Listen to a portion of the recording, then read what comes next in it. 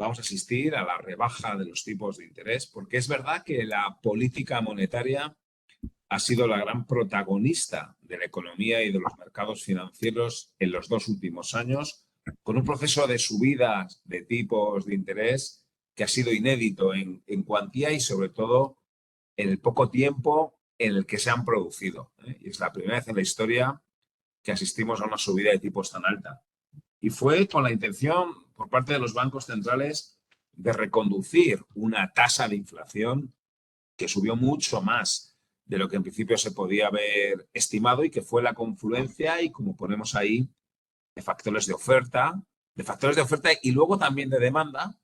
Y ahora la reconducción de la inflación están siendo solo, afortunadamente, factores de demanda. Pasará la historia, lo que ha pasado en estos últimos 2 años, porque los economistas tenemos que reconocer que nos hemos enfrentado a escenarios y a situaciones que eran un poco, pues eso, inesperadas, ¿no? Y finalmente el COVID-19 en marzo del 2020 teníamos un temor a una recesión histórica que llevó a unos estímulos monetarios y fiscales sin precedentes y luego resultó, bueno, pues que encontramos la vacuna o los científicos encontraron la vacuna de forma muy rápida, mucho más rápida de lo inicialmente estimado y sobre todo que el daño en la economía había sido menor de lo estimado. Esto permite que la economía se recupere muy, muy, muy rápido, que las empresas se queden sin los famosos inventarios, que asistimos a los famosos cuellos de botella, que la demanda se mantiene por el consumidor que tiene un estímulo fiscal y todavía unas condiciones monetarias tremendamente expansivas y además pues sucede la desgraciada guerra en Ucrania. Factores de oferta, factores de demanda, en un entorno de abundantísima liquidez por parte de los bancos centrales. Esto se plantea un dilema. Oye, ¿tengo que priorizar el crecimiento o tengo que priorizar la inflación? Y lo tenían súper claro, la inflación. Oye, la inflación tal vez solo la reconduzca si se produce una recesión, es el temor que teníamos hace apenas 6 meses o 12 meses. ¿Y estarían dispuestos los bancos centrales a provocar una recesión si es la única forma de reconducir la inflación? Pues parecía que sí. Solo tendrían una pequeña cautela, y es si el endurecimiento de la política monetaria pues podía provocar una crisis bancaria, como hemos visto, como vimos justo en marzo de hace un año, pero aquello fue pasajero, solo eran unas pocas entidades las que estaban mal gestionadas. Por lo tanto, el temor y los macroeconomistas lo que teníamos miedo es que la única forma de reconducir la inflación fuera provocando una recesión, fuera provocando una muy fuerte subida de tipos de interés. Eso provocó una reacción inédita de pérdidas históricas en renta fija que acompañaban unas pérdidas no históricas, pero sí pérdidas en el mercado de renta variable, con lo cual en las carteras mixtas tuvimos los 2 años, iba a decir, peores de la historia, entre finales del 21 y octubre del 23, pérdidas del 10, del 15% que acompañaban a la evolución de los mercados que había sido. Estábamos comentando la radiografía en la evolución de los mercados financieros tremendamente negativa. Pero es verdad que todo cambia a partir de octubre del pasado año y cambia porque los bancos centrales son sensibles a ese cambio en materia de inflación y la Reserva Federal nos actualiza el famoso dot plot. La Fed, la verdad es que tenemos que agradecerle su política de transparencia tan importante. Cada miembro de la Fed tiene un punto, cada miembro de la Fed nos dice dónde piensa que van a estar los tipos de interés. Y este gráfico, el famoso dot plot, sin ninguna duda, es, yo diría que el gráfico más importante de lo que pasa con los mercados financieros en los últimos meses. Y ahí podéis ver, y a la derecha se ve muy bien, cómo los distintos miembros de la Fed, de descontar subida de tipos de interés, a descontar ausencia de subidas adicionales y a descontar claramente rebajas de los tipos de interés. Y no solo la Reserva Federal nos ha reconocido que tiene intención de bajar los tipos, sino que es que algunos ya lo están haciendo. Brasil, Perú, Colombia, Chile, Polonia, Israel, son bancos centrales que están bajando los tipos de interés. que es el anticipo de lo que va a pasar en Europa y en Estados Unidos, y que también me sirve para comentar otro elemento diferencial en la evolución de la economía y de los mercados financieros en los últimos meses. Y es que los bancos centrales de Latinoamérica han sido especialmente agresivos, han sido especialmente ortodoxos a la hora de decidir sus políticas monetarias. Ahí podéis ver cómo los tipos de interés en Perú, en Colombia, en Chile, casi en Brasil, habían alcanzado cotas más altas que en los anteriores ciclos de endurecimiento monetario. Por lo tanto, en Latinoamérica, e independientemente de sus ciclos políticos, hemos visto una ortodoxia monetaria que ha permitido controlar la inflación de forma muy rápida, que ha permitido contar con superávit en la balanza por cuenta corriente, y es lo que le está llevando a estos bancos centrales a bajar los tipos. Si hace 2 años o 3 decimos qué va a pasar con las divisas de Latinoamérica en un contexto de subida de tipos de la Fed, pues hubiéramos dicho pues crisis cambiaria en Latinoamérica, pero como digo, en esta ocasión no se ha producido y es algo que, en nuestra opinión, tenemos que valorar de forma positiva. Y esta es la hoja de ruta que tenemos ahora. Se ve bien el PowerPoint, ¿verdad? Como no me veo yo bien, ¿se ve el PowerPoint? Se ve perfectamente. Vale, y esta es un poco la hoja de ruta que tenemos para pensar. Gracias, Ferran, gracias, Susana. Es la hoja de ruta que tenemos para los próximos 12 meses. Iba a decir, cuellos de botella, los famosos cuellos de botella, y ojalá no suceda, no vaya más lo que está pasando en el Mar Rojo, pero los cuellos de botella no parece que están resueltos.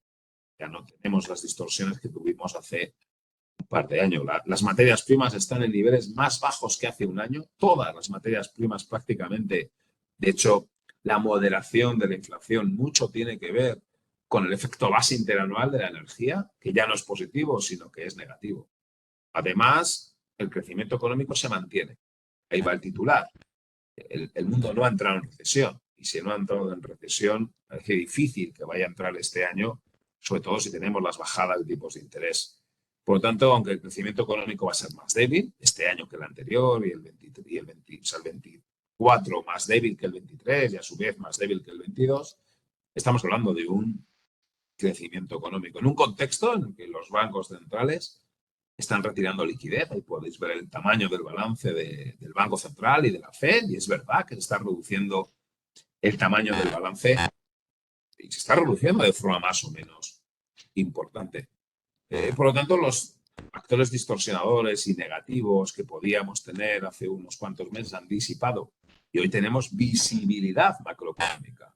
Crecimiento económico débil, pero crecimiento económico en última instancia, un aterrizaje suave en un contexto de una moderación adicional de la inflación.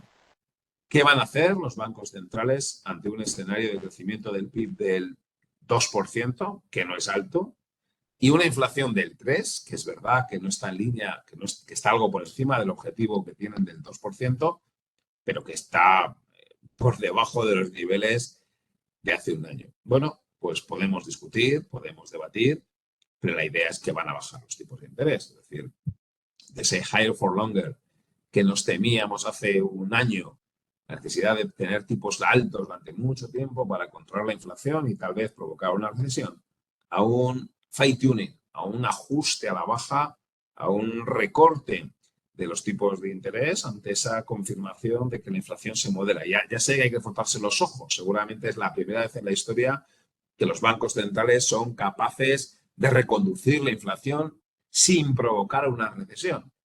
No es menos cierto que los factores de oferta poco han hecho ellos para controlarlos y los factores de oferta se han controlado, y no es menos cierto que el ciclo económico tal vez no ha sufrido una recesión a pesar de la subida de tipos, porque ha habido una política fiscal expansiva y también podríamos decir porque el nivel de endeudamiento de los agentes, familias y empresas hoy es menor que el de hace una década y por lo tanto la subida de tipos de interés afecta menos. Bueno, sea por uno u otro motivo, como digo, hemos ganado esa visibilidad macroeconómica, entorno económico relativamente aburrido. Me arrepentiré seguro en los próximos meses de haber dicho esto, porque luego siempre habrá alguna perturbación y algún factor externo que deteriore mucho o que nos meta mucha volatilidad, pero diríamos que casi hay unanimidad a la hora de pensar un entorno económico de un crecimiento débil, pero crecimiento, una inflación reconduciéndose, un ajuste a la baja en los tipos de interés y una reducción adicional de la liquidez por parte de los bancos centrales, en un contexto en el que los gobiernos también deberían de ir reduciendo su déficit público de forma paulatina. Es un escenario, como digo, relativamente favorable en macro, o al menos no malo, y desde luego relativamente visible. Y este es el buen sabor de boca que nos dejó el final del año 2023 y que se plasmó en los mercados financieros que funcionaron mejor de lo esperado, o al menos la bolsa, ¿no? Ahí tenéis la evolución de los índices AFI de fondos de inversión. La renta variable ganó el pasado año un 14%, la renta fija en la zona del 4%, es verdad que hay diferencias por mercados. Ahí tenéis el balance en el año 2023 de distintas categorías de inversión, son todo calculado a partir de valores liquidativos de fondos de inversión y convertidos a euro, y ahí podéis ver, bueno, pues disparad en los rendimientos. Creo que merece la pena echar un ojillo, ¿no?, a los grandes titulares. Ya hemos dicho, bolsa como motor de rentabilidad, renta fija también, aunque algo menos, de tal forma que las carteras mixtas con un peso en bolsa del 75%, pues lo hacen mejor que las carteras mixtas con un menor peso en renta variable.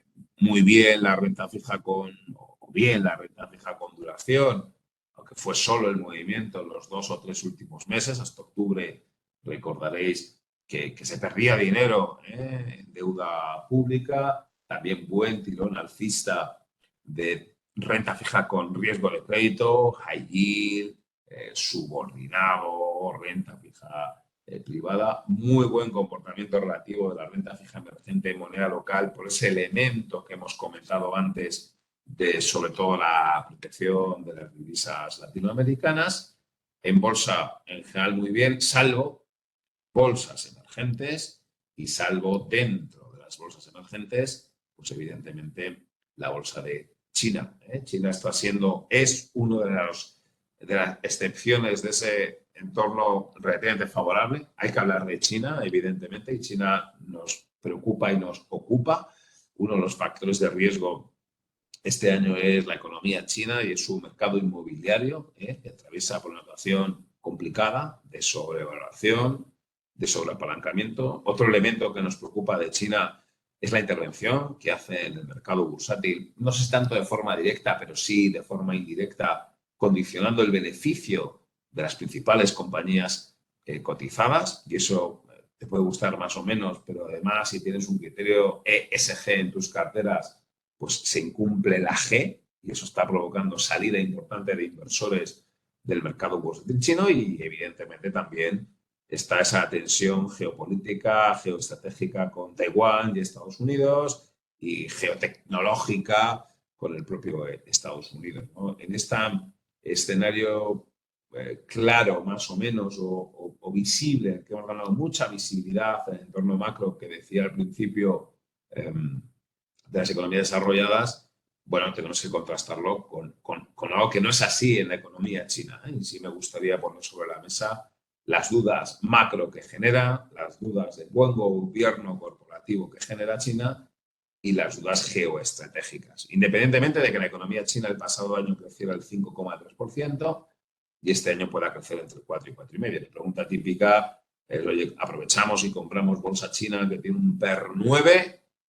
Nosotros, de momento, no. Nosotros, de momento, preferimos irnos de un potencial value, que puede ser una trampa de valor, para irnos fundamentalmente a la tecnología, ¿no? Seguimos pensando que es en el growth y que es en la tecnología donde está el potencial de revalorización. Y eso, evidentemente, se llama bolsa de Estados Unidos, y por más que haya subido mucho más que el resto de mercados, por más que presente, es verdad, un punto de sobrevaloración, bueno, pues la renta variable de Estados Unidos, el growth, la tecnología, las megatendencias más enfocadas en tecnología siguen siendo nuestra principal apuesta, ¿no? Más cosas relevantes de lo que ha pasado el año anterior. Yo sé que aquí hay grandes expertos en medición de riesgos y en métodos cuantitativos. Esto que voy a contar ahora no es tan técnico, pero bueno, yo creo que tiene también su utilidad y es, bueno, pues parte de la excepción que tuvimos o de los resultados tan excepcionales que tuvimos en algunos mercados en el 2023. Hay cada línea es un año, son distintas categorías de índices AFI de fondos de inversión. Ahí os pongo los fondos monetarios, donde podéis ver que el año 2023 ha sido el segundo mejor año de la historia, pero atención, ha sido el mejor año de la historia en renta fija a corto plazo. Y esto se dice pronto, es verdad que es una renta del 4%, pero sobre mucho. Lo que sucede es que el año anterior, el 2022, tuvimos pérdidas de prácticamente 3,5 sigmas. El año 2022 fue un año extraordinariamente negativo en renta fija corto y por lo tanto tenemos que entender que gran parte de la recuperación del 23 tiene que ver con un 22 que fue extraordinariamente negativo y es mucho más claro cuando lo vemos en largo plazo, cuando lo vemos en duración. En el pasado, el 22, se perdió un 16, 15% en duración y en el año 23 pues se ha ganado un 6%. Al ganar un 6 no es mal año, es uno de los mejores años, pero es que el anterior se perdió un 15. Con esto, ¿qué queremos decir? Que en nuestra opinión, uno de los motores de rentabilidad que quedan en renta fija se llama duración. Y que aunque el año pasado al final no fue malo con unas ganancias del 6%, todavía queda mucho por ganar. O dicho de otra forma, uno de los motores de rentabilidad en este año entendemos que es la renta fija y con cierta duración. ¿Apoyados en qué? En las expectativas de recorte de tipos por parte de los bancos centrales. Claro que nos podemos equivocar. ¿Y cuál es el escenario alternativo de riesgo? Bueno, pues una cierta aceleración cíclica. Yo creo que este es uno de los debates que hay que tener ahora. Insisto, escenario central es pérdida adicional del PIB, pero con crecimiento, moderación adicional de la inflación, pero por encima del objetivo de los bancos centrales, recorte de 150 puntos básicos de los bancos centrales. Pero ¿cuál es la alternativa? Hay quien dice que la alternativa es la recesión, es que veremos en los próximos meses el efecto retardado del endurecimiento de la política monetaria. Nos cuesta creerlo. Y la alternativa puede ser, como os decía, una reaceleración. De hecho, ya estamos viendo algún indicador de sentimiento empresarial que ha mejorado. Nosotros hemos incrementado la probabilidad de un escenario de reaceleración de hasta el 20%. Y es que, bueno, pues que el mundo, en lugar de moderar su ritmo de crecimiento, pues crezca más. Entonces la inflación se moderaría menos y entonces los recortes de los bancos centrales serían menores, serían de apenas 50 puntos básicos y entonces en renta fija, sobre todo con duración, no se ganaría dinero, ¿no? Bueno, ese escenario alternativo hay que vigilarlo, que sería un poco el escenario negativo para ese escenario central nuestro, que como digo, en el que pensamos pues, que este año en renta fija pues, se tiene que poder ganar entre un 4 y un 5% y donde tiene sentido estar largo en renta fija.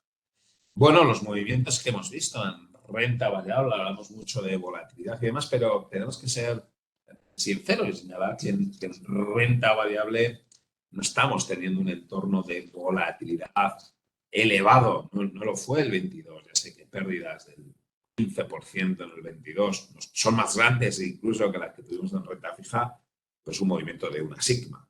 Y que alzas en el 23 de la bolsa del 10% es ni una sigma, ¿no? Por lo tanto, uno tiene que entender que la bolsa un más menos 10% forma parte de lo absolutamente normal.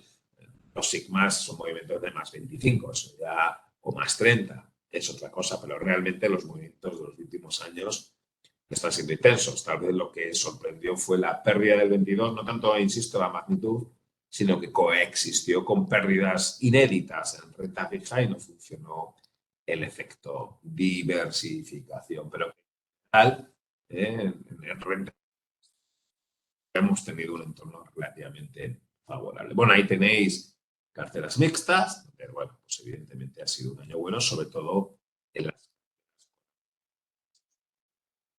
Pero analizamos lo que ha pasado en el 23 y es importante para pensar lo que puede pasar en el 24, ¿eh? Pero que no se nos olvide el 22. Yo creo que esto es muy importante, porque el 22 fue un desastre absoluto y en el 22 las pérdidas fueron tan importantes que aunque en el 23 hemos tenido fuertes recuperaciones, no, fijaos este gráfico, la renta fija a largo plazo, la recuperación de los últimos 3 meses está muy bien, pero apenas te compensa la mitad de lo que se perdió en el 22. En otros mercados, bueno, la recuperación ha sido un poco más intensa, pero lo está pasando en high yield, en subordinado, en fin, en renta fija con relativo riesgo, vemos que ni de lejos se ha compensado la pérdida del 2022. En renta variable es un poco distinto, y en renta variable, antes lo comentaba, la caída menos 15, la subida más 15, si me permitís hacer la simplificación, y las bolsas están en zona de máximos históricos, en el caso del S&P, el Nasdaq, el DAX y demás. No así las bolsas emergentes, porque como ya hemos comentado, no está siendo el caso de la bolsa de China, que está mostrando un peor, clarísimo comportamiento relativo. En definitiva, creo que es importante señalar esa visibilidad macroeconómica que hemos ganado en crecimiento, en inflación, con el marchamo de calidad, por así decirlo, de los bancos centrales, a expensas de que no se nos deteriore el entorno geoestratégico, pero debe ser un año de relativas revalorizaciones, a pesar del excelente 23. Pero que un excelente 23 tiene que analizarse siempre con un desastroso 22. Y si coges 22 y 23, la mezcla, la TAE de los 2 años no es tan espectacular. Incluso te vas un poquito más atrás y te vas hasta el 18, la verdad es que las TAE son relativamente pobres. Por eso podemos pensar, y ahí tenéis expectativas de RTA, no se ve bien los numeritos, la documentación está a vuestra disposición para que podáis verlos. Bueno, en general damos expectativas de rentabilidad relativamente favorables, tanto en renta fija como en renta variable, para pensar que una cartera mixta, pues este año puede ganar un 5%. El año pasado ganó un 7%. Los grandes números son en el año 2023, perdón, en el 22 se perdió un 10, en el año 2023 se ha 6, en el año 4 se ganará un 4, así por hacer números 10, 6, 4, luego ya cada uno puede ajustarlo. Quien en el 23, en el 22 perdió menos de un 10, pues bien hecho. Quien en el 23 haya ganado más que lo perdido en el 22, chapó. Si se ha recuperado más de un 70% de lo que se perdió en el 23, está muy bien. Sería una cota que está francamente bien. Y por eso decía los números, ¿no? 10, 7, 4, más 5, que es lo que podemos esperar. En un año en donde tiene que ser clave, si no se produce pues, todo este escenario, se nos puede venir un poco abajo, pero no porque no se produzca la baja de tipos, sino porque si no se produce la baja de tipos, entonces, ¿qué es lo que ha pasado? Es que el crecimiento se ha reacelerado muchísimo, es que la inflación ha estallado, ¿qué va a pasar? O ¿por qué no van a bajar los tipos de interés? Tiene que ser algo muy extraño, ¿no? Entonces tendríamos que intentar detectar por qué no se iba a producir esa baja de tipos de interés. Dejadme que siga con algunas páginas que os he preparado. Ahí lo que tenéis es, bueno, en la política monetaria de la zona euro, pero que es aplicable a Estados Unidos desde que nació el Banco Central Europeo. Ahí tenéis, cada punto es un año. Y bueno, ahora voy a entrar en segmentar estos 20 y tantos años, casi 30 años o 27 años de política monetaria en distintas fases. La primera es la del 99-2009, 2009, hasta la crisis Lehman, donde la política monetaria era guiada del ahorrador, donde la inflación media era del 2% y el tipo de interés, el Euribor, estaba en media en el 4%, se obtenía una rentabilidad real del 2% sin hacer nada, o en un depósito bancario. La política monetaria, como digo, era... Entre el 2009, la crisis, y el 2015 cambian las cosas. Los bancos centrales se dan cuenta de que hay que echar una mano para más o menos intensa los tipos de interés. Tenemos tipos de interés nominales positivos, pero por debajo de la inflación. El ahorrador empieza a perder poder adquisitivo. Fijaos, como ya la política monetaria no es tan aliada del ahorrador, sino lo es más del endeudado, porque empezaban a ser con claridad los estados. La famosa represión financiera, que pasará a la historia, ese lustro, esos 6 años, el 16 y el 21, con tipos de interés nominales negativos, algo que hay que frotarse los ojos, pero que sucedió. Es verdad que la tasa de inflación no fue muy alta, pero tuvimos una tasa de inflación 1,5%. Después de 6 años, bueno, pues tienes una inflación acumulada del 10% y una pérdida de poder adquisitivo del ahorrador del 10%. Un ahorrador ya desde el año 2009 pues ha perdido un 10%.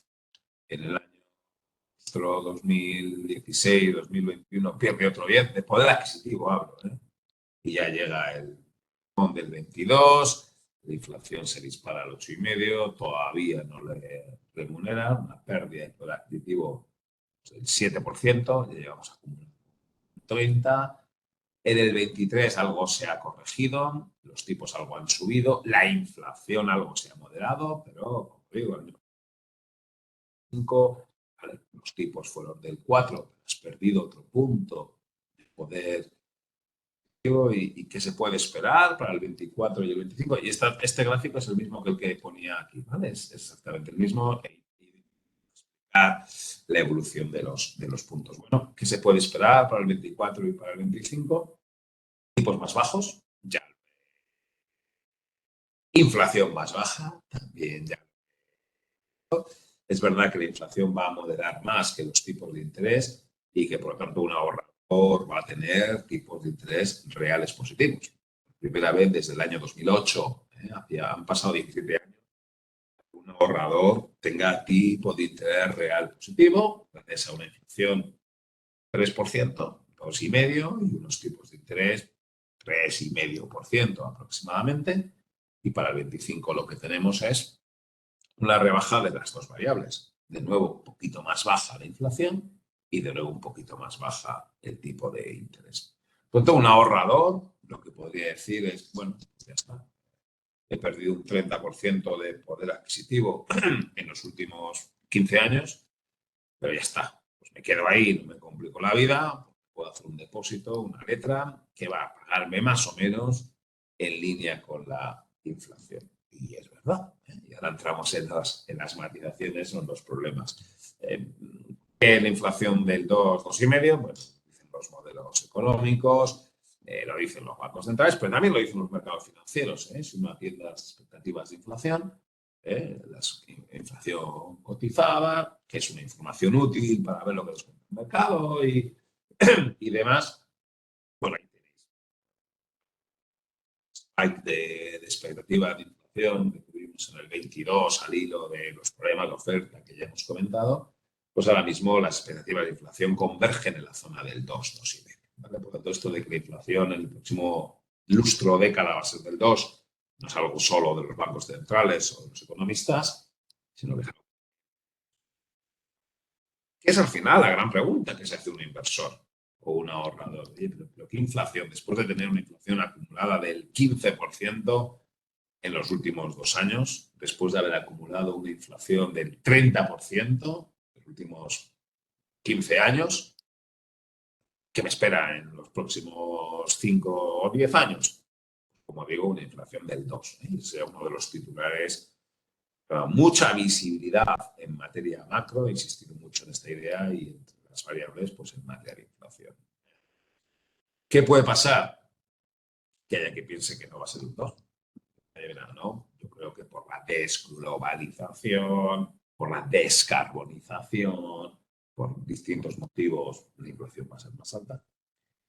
Hay quien piensa, no, los bancos centrales van otra vez a poner los tipos de interés en el 0%, se van a dejar influenciar por los gobiernos y van a bajar los tipos de interés más.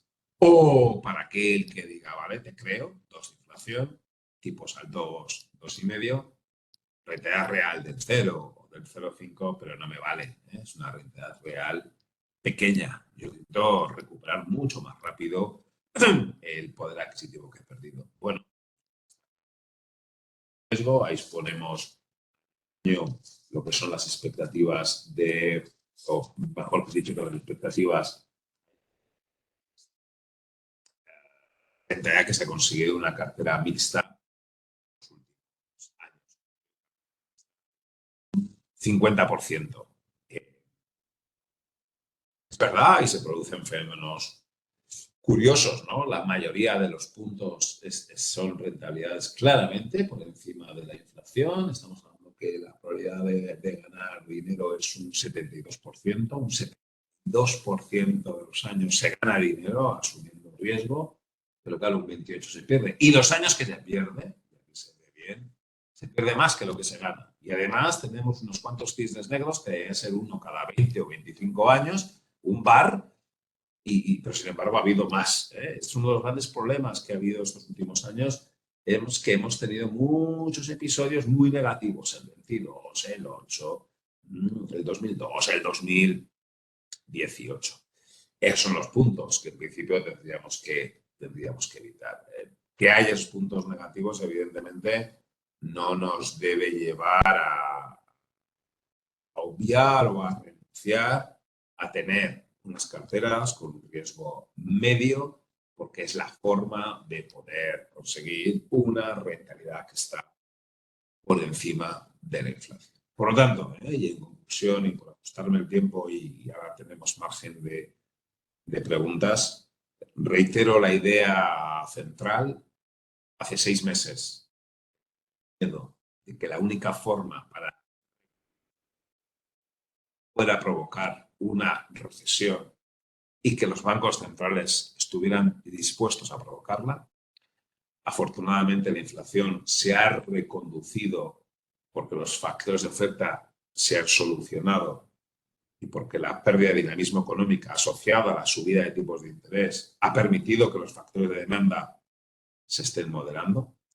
La economía ha evitado la recesión, indudablemente, gracias también, no solo a tener menos deuda privada, sino a una política fiscal expansiva.